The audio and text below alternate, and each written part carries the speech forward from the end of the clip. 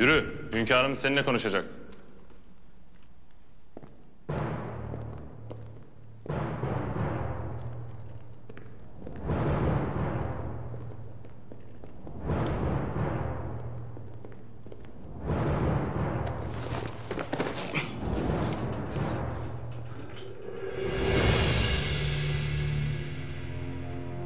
Beni neden öldürmek istedin?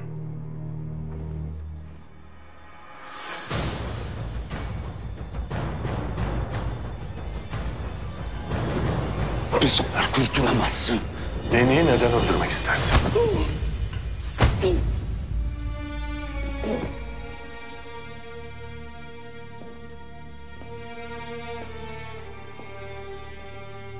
Beni öldürdüğünde benim yerime geçecek nice yiğitler var. Hiram Efendi. Beni öldüremeyeceğini anlamışsındır. Hala ölmedim. Demek ki bir şansın daha olabilir.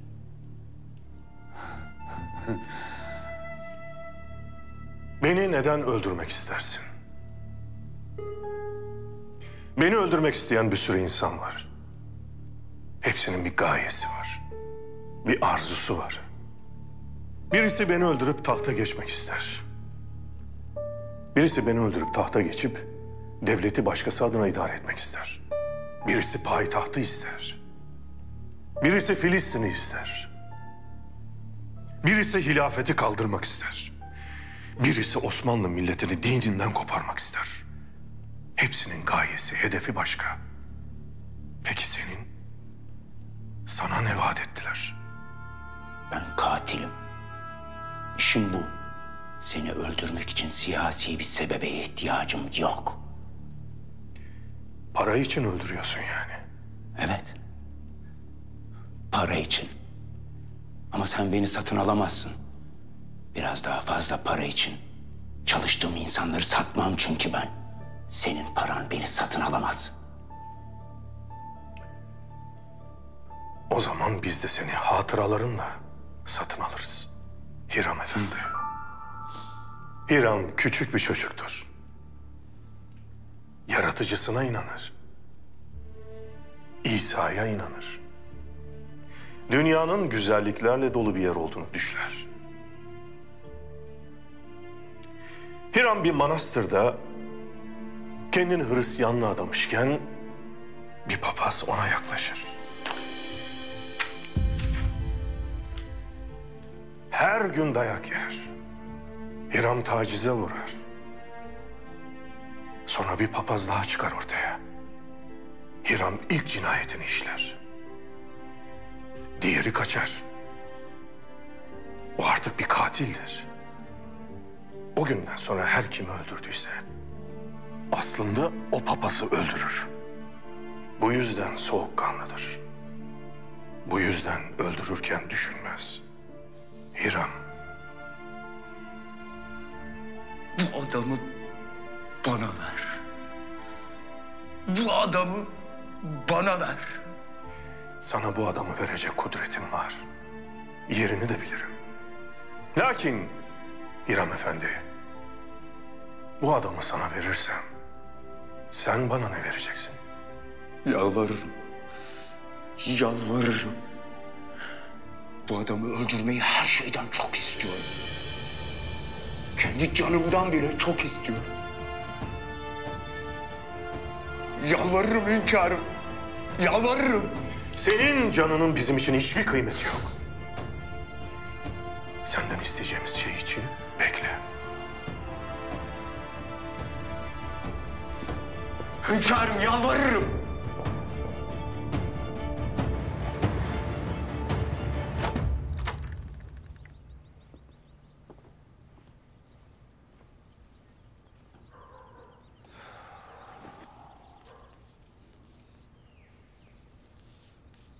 Vatikan'dan.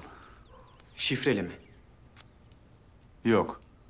Sen anla diye açık açık yazmışlar. Yürü hadi yürü. Hünkârımız çözer.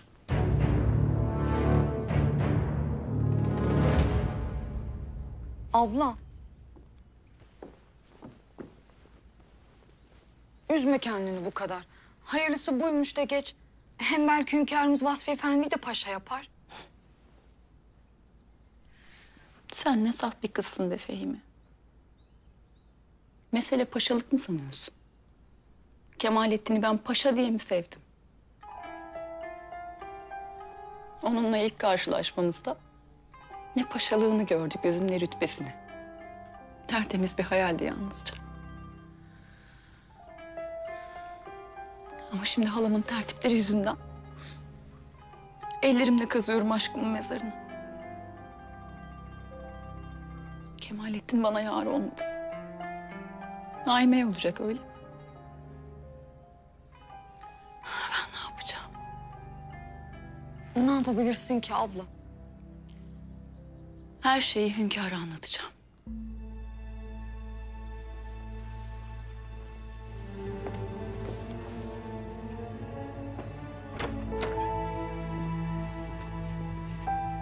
Zülfet Kalfa.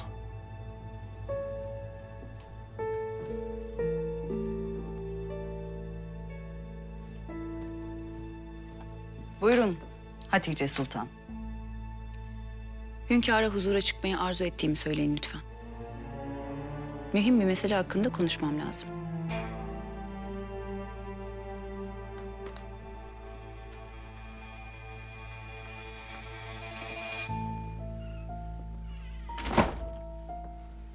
Bana saf diyene bak. Sen ne yapıyorsun peki? Hepimize ateş atarak mı alacaksın Kemalettin'i? Bulduğun çözüm bu mu? Fehime ben sen değilim. Kuvvetlinin karşısında korkup sinmem. Hakkımın ardına düşerim. Hünkârımız adaletlidir. Vasfiye söylediğim sözleri halam istediği için söylediğimi öğrenirse iş değişir. Eğer gerçekleri olduğu gibi anlatırsam Kemalettin'e sual edecektir. Meselenin aslını öğrenmek isteyecektir. Kemalettin de o zaman beni sevdiğini söyleyecektir hünkâra. Abla, yapma ne olur. Kardeşim, Fehime, nasip seni beklemez. Sen nasibinin arkasından koşar yakalarsın.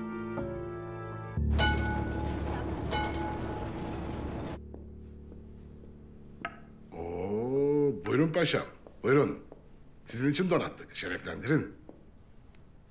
Bay Herzl. Bay Lord Conrad. Oo. Gerçekten. Ama gerçekten şahane bir sofra. Evde de dışarıda da yiyemiyorsunuzdur. Bizimle dost olan Müslümanlar Ramazan'da bile açlık, susuzluk çekmezler. Buyurun, afiyet olsun. Sağ olun, teşekkür ederim. Lakin Ramazan ayında payitahtta Hristiyan bir meyhaneciden bile boş bir bardak dahi isteyemezsiniz.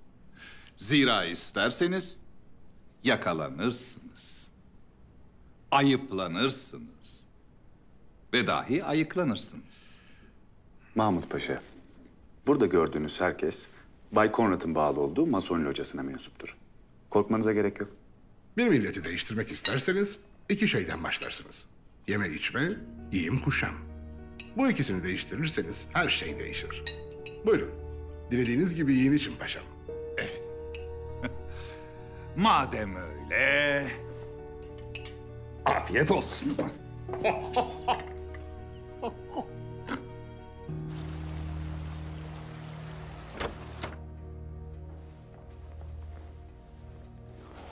Hünkârım, beklediğimiz gibi Vatikan'dan haber geldi.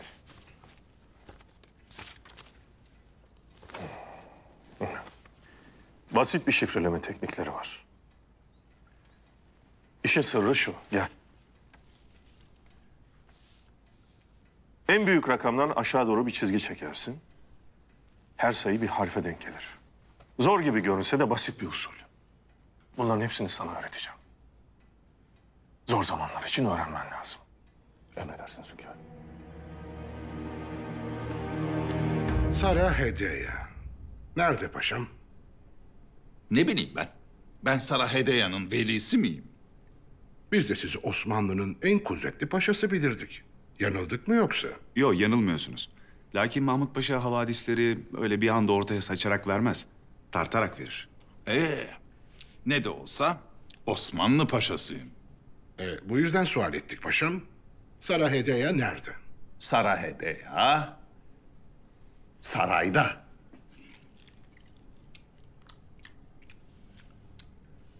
Abdülhamit onu yakalatmış. Mahkemeye çıkartacakmış. Lakin suçlama ne, mahiyeti ne bunları bilmiyorum. Bay Parvus bunu duyarsa büyük üzüntü duyar. Bu işin arkasında olanların kellesi gider. Bay Lord Conrad, ben Sara Hedeya'yı daha evvel kurtardım. Bir daha elimi taşın altına sokmaya hiç niyetim yok. Sara Hedeya işiyle Bay Herzl alakadar olacak. Sizin için daha mühim bir vazife var Mahmut Paşam. Neymiş o? Lütfen söyleyin, neymiş? Abdülhamit'in elinde olan Hollanda'ya ait vesika, İngilizlerin elini kolunu bağlamış durumda. Ne yapıp edip onu ele geçirmelisiniz. Bu vesika neden bu kadar önemli? Hollanda tahtından Bonaparte soyu çekilip Orange hanedanlığı geri döndüğünde bir kırılma olmuş. Nasıl bir kırılma? Daha fazlasını söyleyemem lakin o kırılmanın vesikası Abdülhamit'in elinde. Ve o vesika bütün Avrupa hanedanlarının asaletini bitirir. Anlayamadım. Nasıl anlamazsınız Bay Herzl? Yani Avrupa'daki kraliyet aileleri zürriyetsizmiş. Düşünsenize. Zavallı Avrupa halkı kendilerini zürriyetsiz ailelerin yönettiğini öğrense fena halde bozulur. Hatta ayaklanır. O vesikayı getirin paşam. Oku. İngiliz dostlarla irtibata geç. Yeni plan. Abdülhamit'in elindeki Hollanda vesikasını ele geçirmek. Saraydaki dostumuz harekete geçsin. Bunun için de gerekirse Osmanlı içerisindeki son kripto askerleri feda edeceğiz. Londra'dan gelen telgraf bu. Yani paşa, o vesikanın alınması için lüzum eden her türlü bedel tereddütsüz ödenecek. O vesika Avrupa'nın namusu ve istikbalidir. Bir vesikanın içine sıkıştırılmış bir namus. Bunun için lüzum ediyorsa Osmanlı ordusu içindeki bütün kripto askerleri feda ederiz. Zaten malumunuz bir keresinde şu başarısız suikast girişiminde askerlerimizin bir kısmını feda etmiştik. Şimdi onlarca yıldır onca emek vererek Osmanlı'nın ortasına yerleştirdiğimiz askerlerimizin ve subaylarımızın ateşe atılmasını mı öneriyorsunuz? Bay Conrad, bu elimizde kalan son güç. Bundan vazgeçemeyeceğimizin farkındasınız değil mi? Karar alınmış Mahmut Paşa. Tartışılacak bir taraf yok. Bay Herzl, ben Sultan Murat'ı kafesinden kurtarıp askerlere biat ettirip onu tahta çıkartmanın umudunu yıllarca taşıdım. Şimdi bütün bu insanları karanlığa sürmemi mi istiyorsunuz? Kusura bakmayın. Ben bu kalkışmaya şahitlik edemem. Bu tertibin başında siz olacaksınız paşam. Karar bu yönde. Bütün kripto askerlere haber verildi. Sizin parmağınızı şaklatmanıza bakıyor hepsi. Askerlerimiz emrinizde paşam. Kaderimiz size teslim.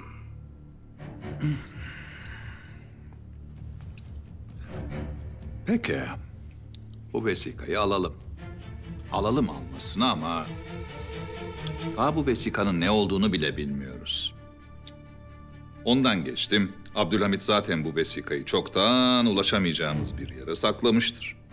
O vesikanın alınması için lüzum ediyorsa mal, can.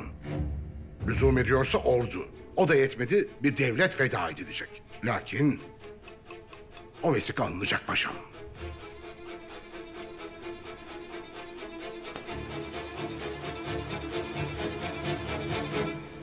Osmanlı ordusundaki hain askerler. Size karşı tertiplenen suikaste sadece bir kısmı deşifre oldu demek ki. Ordunun içindeki son hain askerleri de temizlemeliyiz paşa. Hem ordunun içindeki hem de sarayın içindeki hainleri. Yunan harbine bunlarla giremeyiz. Hünkârım ne buyurursunuz? Hollanda kraliyet vesikasını belki feda edeceğiz. Lakin içimizdeki hainleri temizleyeceğiz. Bana paşaları çağırın. Emredersiniz hünkârım. Şüphe ettiklerimiz hakkında hüküm verme vakti gelmiştir paşa. O hainin gerçek yüzü ifşa olacak.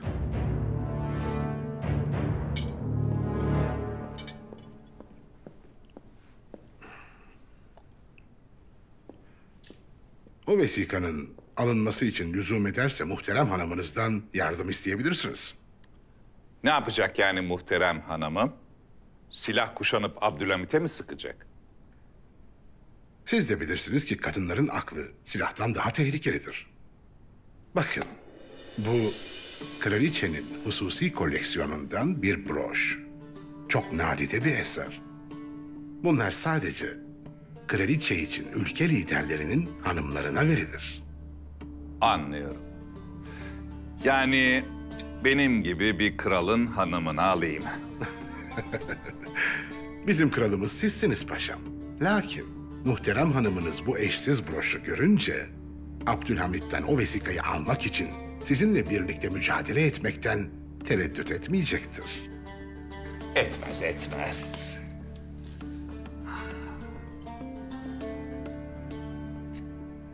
Muhteşem. Göz kamaştırıcı.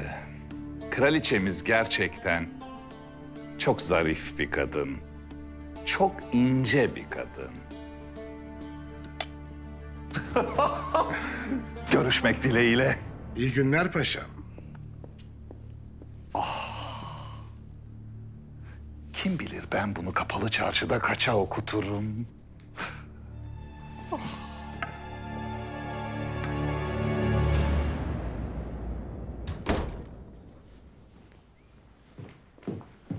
Hala, Ne oldu kızım, hayırdır? Nedir bu telaşının sebebi? vaziyetler fena. Ablam, Ne olmuş ablana? hünkârımızın huzuruna çıkacak. Haber gönderdi. Neden? Anlamıyor musun hala? Hünkârımıza her şeyi anlatacak. Bütün tertipleri, yalanları. Vasfi Efendi oynadığınız oyunu.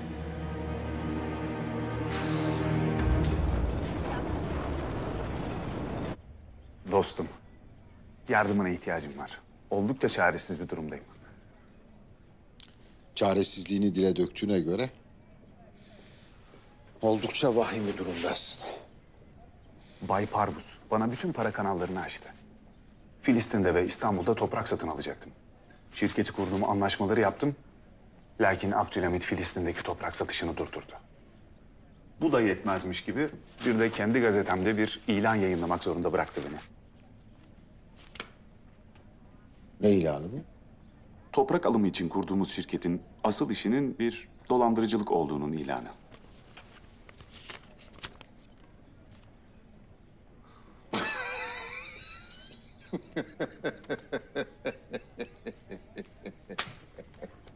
Dostum, sen şimdi kendi elinle ben dolandırıcıyım diye ilan vermişsin. Bunu ilan etmişsin. Abdülhamit seninle feci eğleniyor. Bak bu gidişle saray soytarısını işsiz bırakacaksın. Bana yardım edecek misin? Ne yardım? İstanbul'dan ve Filistin'den toprak almam gerekiyor. Osmanlı tebaası içindeki Yahudiler bu işi dikkat çekmeden halledebilirler. Lakin sen Osmanlı Yahudilerini tanımıyorsun ve tanışmak istiyorsun. Evet. Bunu yapabilir misin? Senin Osmanlı'da derin ilişkilerin var. Senden rica ediyorum dostum. Dostum, Osmanlı'yı parçalayabilmek için Osmanlı'nın ruhundaki dinin etkisini yok etmek lazım. Parçala ve yönet.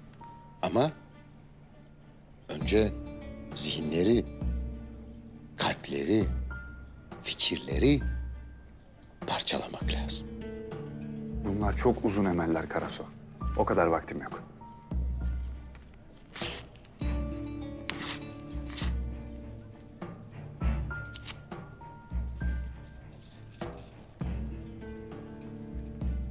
Orduları dağıtmak istersen rüzgar olmalısın. Rüzgarın hükmü de kum tanelerinedir.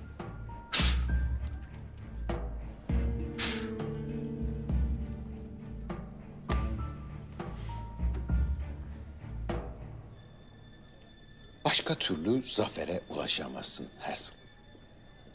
Abdülhamid'i niye istemiyoruz? Çünkü Müslümanları bir arada tutuyor. Ben hüsrana uğrayacağını bildiğim dostuma el uzatmam. Makul bir şey söyle, yardım edeyim. Sara Hediye çok zor bir durumda. Sen ne diyorsun? Oyun oynama Herzl. Hele mevzu Sara'ysa hiç. Sara, Osmanlı Devleti'ne karşı ihtilal teşebbüsü suçundan tutuklandı. Sen ne diyorsun Herzl? Osmanlı'da bu suçun karşılığı kesin idamdır. Maalesef vaziyet bu. Ona yardım etmeliyim. Ne biliyorsan anlat bana. Sara hakkında ne biliyorsan anlat bana. Şevke getir beni dostum. Sana Osmanlı'da yıllarca herkesin Müslüman bildiği o Yahudi tüccarları hepsini anlatacağım. Tek tek öğreteceğim Herzl. Bana hemen Sara hakkında ne biliyorsan anlat. Lütfen.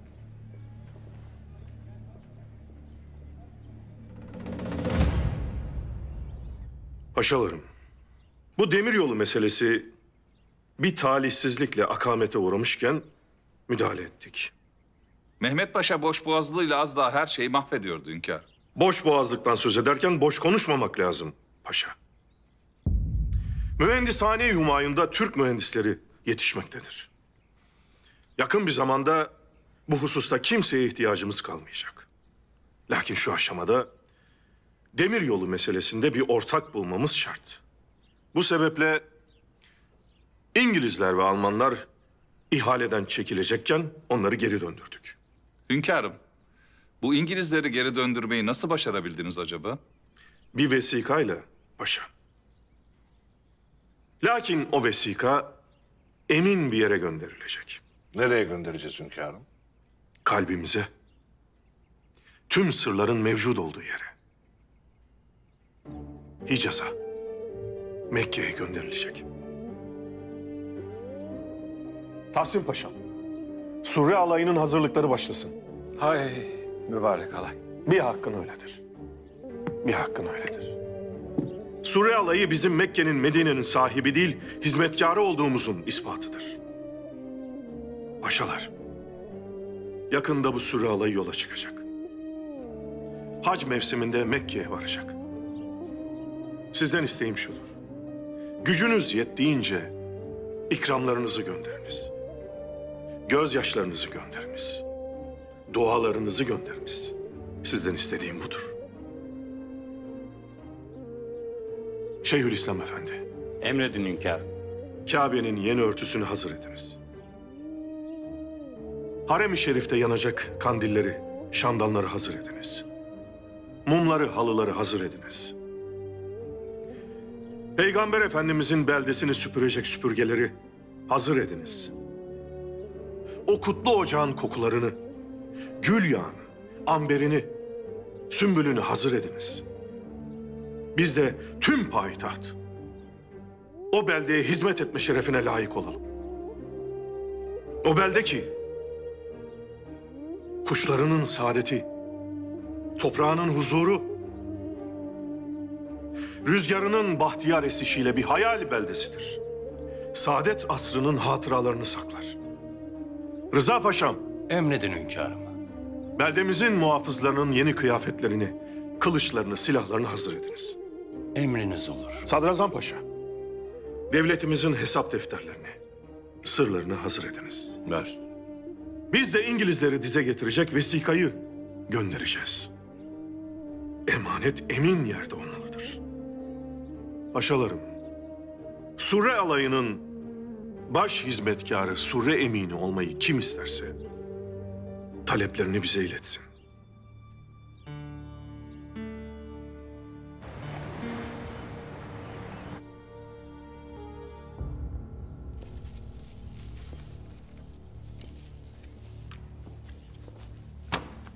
Hayırdır Bay Zarov? Elde kağıt kalem ne yapıyorsunuz? Yakında savaş var. Bizim işler hareketlenecek. Hesabı kitabı bilerek pazara inmek lazım. Oturmaz mısınız Bay Konrad? Silah sandıklarının üzerine oturmam. Tarzım değil. Lord Konrad. Batı dediğiniz medeniyet silah üzerine kurulu değil mi? Onca zenginlik, onca şatafat gökten inmiyor ya. Sömürgelerden akıyor silah zoruyla. Sizinle daha geniş bir zamanda bu boş takırtıları ederiz. Lakin şimdi Bay Parvus'un isteklerini yerine getirme vakti. Neymiş o istekler? Abdülhamit'e şunu hemen iletin ki İngiliz, Fransız ve Amerikan şirketleri Osmanlı'ya katiyetle silah satmayacaklar. Olur mu öyle şey? Ben bütün hesabımı kitabımı sultana silah satmak üzerine yaptım. Bay Parvus böyle istiyor. Hesaplarınızı tekrar yapacaksınız. Zarar ederim. Nasıl kabul ederim böyle bir şeyi? Bunlar Osmanlı'yı değil, beni mi batırmaya çalışıyor? Emrin geldiği yer belli. Ayrıca Bay Parvus'la iş yapıp batan birini gördünüz mü? İşte bu. Osmanlı savaşa girecek fakat Basil Zarov silah satamayacak. Savaş dediğiniz ayda bir çıkmaz ki. Bu fırsatı nasıl teperim? Ben bir tüccarım. Bu bir ticaret. Hayır Bay Zaharov. Bu bir savaş.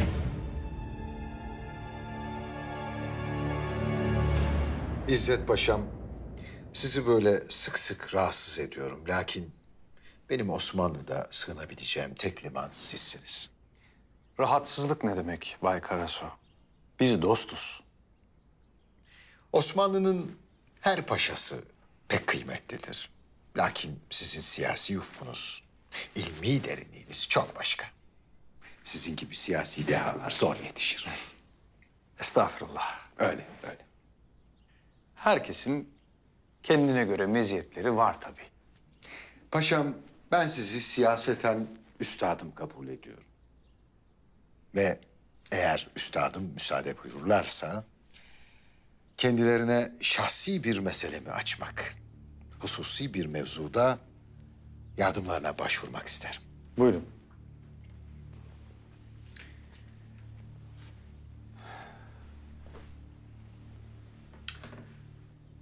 Paşam, ben bir hanıma ta üniversite yıllarında gönlümü fena kaptırdım.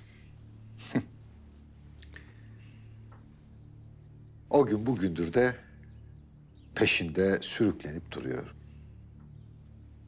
Hanımefendiyle kavuşup sükut bulmanıza mani olan şey nedir Bay Karasu? Maalesef bir takım yanlış dostlukların bedeli olarak o hanımefendi bugün hapiste. Yoksa payitahta mı? Onu tanıyorsunuz. O hanım Sara Hedaya. Sara Hedaya. Şaşırdım doğrusu. Şu an burada tutuklu değil mi? Maalesef. Osmanlı'ya ihtilal teşebbüsünden. Suçu ağır. Saraydan hapishaneye nakledildi. Mahkemeye çıkacak. Suçu ağır lakin korkmanıza lüzum yok. İdam edileceğini sanmam. Hünkârımız cana mal olacak bir karar vermez. Onu görebilir miyim paşam? İşte bu mümkün değil Bay Karasu. İzzet Paşam, İslam dininde insanların yüzünü güldürmek sadaka sayılmıyor mu? Öyledir. Elbette. Öyleyse benim yüzümü güldürün paşam. Ben de bunun karşılığında payitahttaki yüzlerce garibanın yüzünü güldüreyim. Bankadaki hesabımdan payitahttaki garibanlara dağıtılmak üzere yüksek miktarda para çekilmesi için bir kağıt imzalayacağım. Paşam, rica ediyorum bu hayra vesile olun. beni ve o garibanları sevindirin.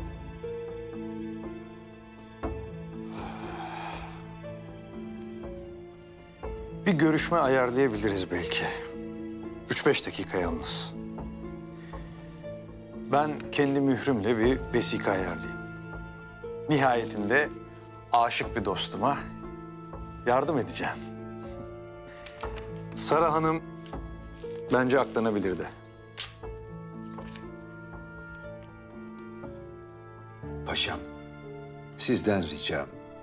Osmanlı'da kim daha gariban siz iyi bilirsiniz. Devlet adına bunu onlara ulaştırın. Hayrınız kabul olsun Bay Karasu. Merak buyurmayınız. Yerine ulaştıracağız.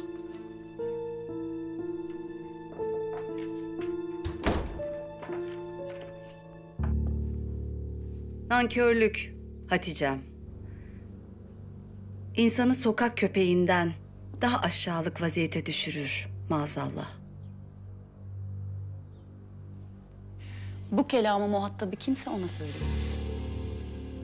Zira kendi ailesinin faydasından öte bir şey düşünmeyen ve bu uğurda etrafını ateşe veren ben değilim. Evvela kendi nefsinizi muhakeme edin. Edepsizlik Hatice'm. Edepsizlik de sevgiyi yer bitirir. İnsanı kendi yeğenine düşman eder. Yapmak istemeyeceği şeyler yaptırır. Kızım, hepimizi mahvedeceksin. Yapma. Ben zaten mahvoldum. Sizin yalanlarınız yüzünden. Başka çıkar yol bırakmadınız bana. Hünkâra her şeyi anlatacağım. Hakikati söyleyeceğim. Sakın Hatice'm. Sakın bunu yapamazsın. Ben buna asla müsaade etmem. Hem sizi o zindandan kurtaran benim. Bu sarayda size arka çıkan da benim. Sen bunu nasıl unutursun? Haddinizi bileceksiniz bundan böyle. Yoksa geldiğiniz yere geri gidersiniz. O çırağın cehenneminde cayır cayır yanarsınız, feryat edersiniz de sesinizi duyan olmaz. Burası oradan farklı mı? Hırsınızla elinizin değdiği her yer cehenneme dönüyor zaten. Siz faydanıza olmasa kimseye bir tas su vermezsiniz. Hatice'm, ettiğin kelama dikkat et. Neleri göz aldım ben sırf sizin için. Ben bütün bu tertibi babanın hayatını kurtarmak için yaptım. Karşılığı bu mu? Sen halana böyle mi teşekkür ediyorsun? Bizim için yaptınız öyle mi? Bizim için mi? Sizin tek önemsediğiniz şey aileniz. Kocanızla beraber o çirkin emelleriniz gerçekleşsin diye babamı dahi kullandınız. Bir abinizi kurtarırken diğerini ateşe atabilecek kadar gözünüz kararmış sizin. Densiz!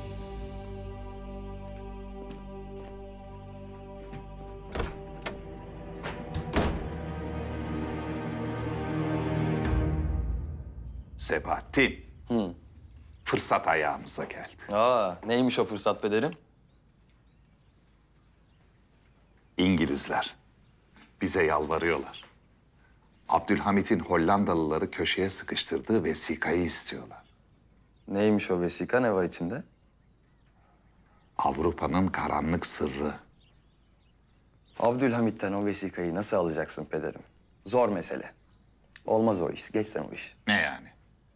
Sen şimdi bana küçük meselelerin adamı mısın demek istiyorsun? Olur mu Pederim? Öyle demek istemedim.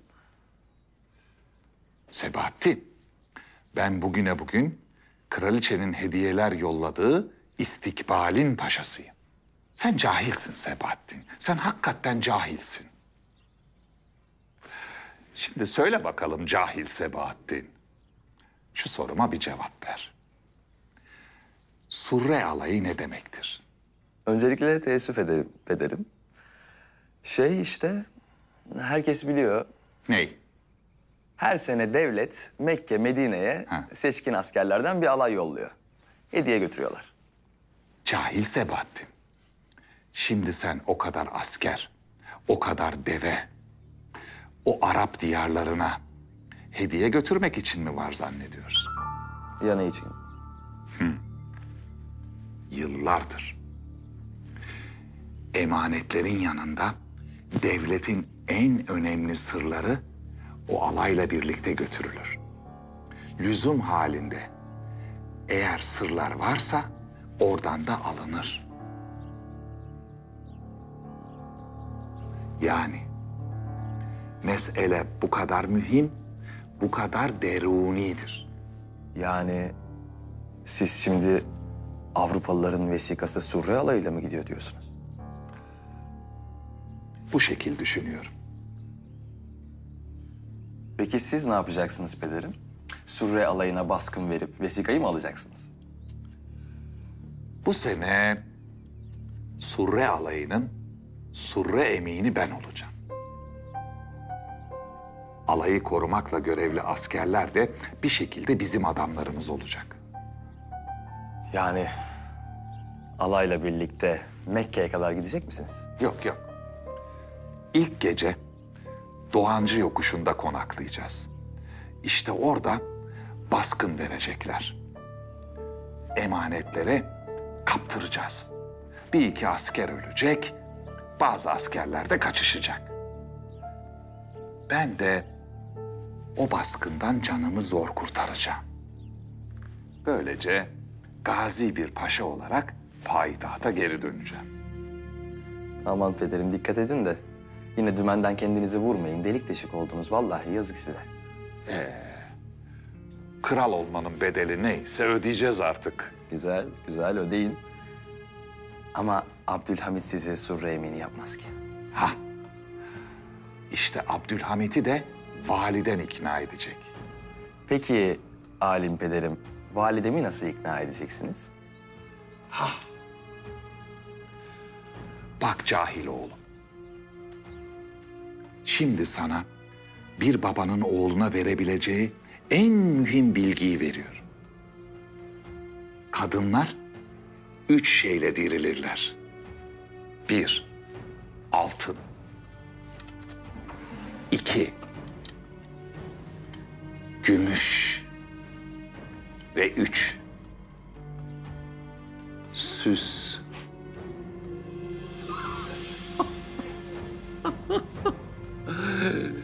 Validen bu broşu görünce kendinden geçecek. Şevke gelecek, şevke. Nasıl tertip? Çok iyi tertip ederim.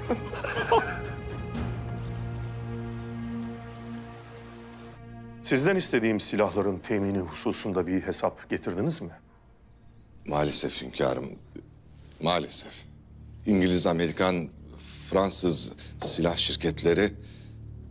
Yani benim çalıştığım şirketler Osmanlı'ya silah ambargosu kararı almışlar. Silah satmıyorlar. Hangi sebeple? Tebaanızdaki azınlık dindaşlara karşı kullanabilirsiniz diye. Ama inanın elimden geleni yaptım. Ama ben ambargoyu delersem hiçbir denizde gemilerimi yürütmeyeceklerini söylediler.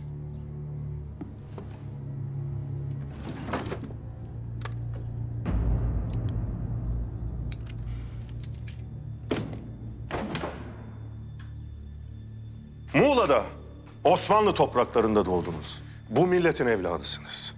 Başkası ihanet eder, cezası fıtratına verilir, hafif olur. Bu memleketin suyunu içmiş adamın cezası o suda boğulmak olur. Bu kurşunu alın. Devletinize ihanet ettiğinizi düşündüğünüz gün onu bir silaha koyup tetiğe basın. Hala şerefiniz varsa tabii. Yok eğer yapamazsanız biz zaten sizin olur, o tetiği çektiririz. Zaruf Efendi. Çık!